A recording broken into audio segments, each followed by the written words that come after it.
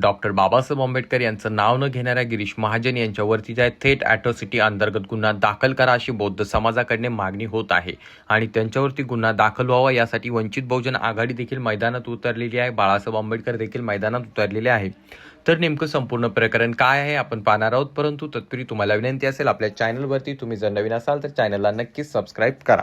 तर आपल्या महाराष्ट्र राज्यासह देशभरामध्ये प्रजासत्ताक दिन उत्साहात साजरा केला जातो. राज्यातील प्रत्येक जिल्ह्यात ध्वजवंदनाचा कार्यक्रम पार पडतो. परंतु नाशिकमध्ये गिरीश महाजन यांच्या उपस्थितीमध्ये ध्वजवंदनाचा कार्यक्रम पार पडला. पण या कार्यक्रमामध्ये गिरीश महाजन यांनी भाषण करत असताना त्या ठिकाणी केलेल्या एका चुकीमुळे त्या ठिकाणी एक महिला अधिकारी मोठ्या प्रमाणात संतापलेली आपल्याला पाहायला मिळाली. गिरीश महाजन यांनी आपल्या भाषणामध्ये राज्यघटनेचे शिल्पकार डॉक्टर बाबासाहेब आंबेडकर यांच्या नावाचा उल्लेख न केल्यामुळे त्या ठिकाणी उपस्थित असणारी महिला वनरक्षक माधवी जाधव या जागेवर उभ्या राहिल्या आणि त्यांनी त्या ठिकाणावरून गिरीश महाजन यांना जाब विचारायला सुरुवात केली. माधवी यांनी थेट त्या ठिकाणी सांगितलं आणि त्यासोबत त्या मोठ्या प्रमाणात संतापल्या. आपल्याला निलंबित केलं तरी चालेल, मात्र मी कुणाला घाबरणार नाही असं पावित्रा माधवी जाधव यांनी त्या ठिकाणी घेतला.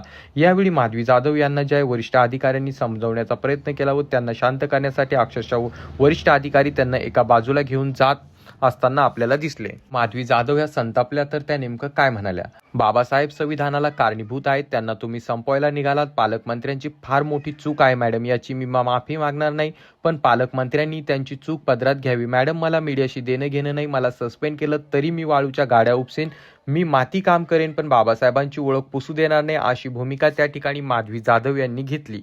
आणि त्यासोबत त्या म्हणाल्या, मला सस्पेंड करायचं तर करून टाका मॅडम, बाबासाहेबांना संपवायचं काम या ठिकाणी करायचं नाही. 25 जानेवारी असो किंवा 15 ऑगस्ट असो, याबद्दल मी काही मानत नाही किंवा मी बोलत नाही, पण लोकशाही मॅडम तुम्ही सुद्धा संविधानामुळे आहात, पालकमंत्री सुद्धा पालकमंत्री संविधानामुळे आहेत. कोणताही जातीभेद नाही, सगळी समानता त्यांनी दिली आहे. आमचे काम आतुरतेचे आहे. आता तरी बाबासाहेबांचं नाव भाषणात येईल, जो संविधानाला कारणीभूत आहेत किंवा जे संविधानासाठी कारणीभूत आहेत, जो प्रजासत्ताकाचा दिनाचा मानकरी आहे, त्यांचं नाव जर तुम्ही भाषणात घेत नसाल तर आपण काय करायचं असा जाब त्या ठिकाणी त्यांनी विचारला. त्यानंतर जे आहे मित्रांनो, त्यांचा व्हिडिओ महाराष्ट्रभर मोठ्या प्रमाणात व्हायरल झाला. अनेक ठिकाणचे बौद्ध बांधव मोठ्या प्रमाणात संतापले. त्यांनी देखील त्या ठिकाणी संताप मोठ्या प्रमाणात व्यक्त केला आणि त्याच ठिकाणी जे आहे गिरीश महाजन यांच्यावरती अॅट्रॉसिटी अंतर्गत गुन्हा दाखल करण्यात याव्यात अशी मागणी मोठ्या प्रमाणात होऊ लागली.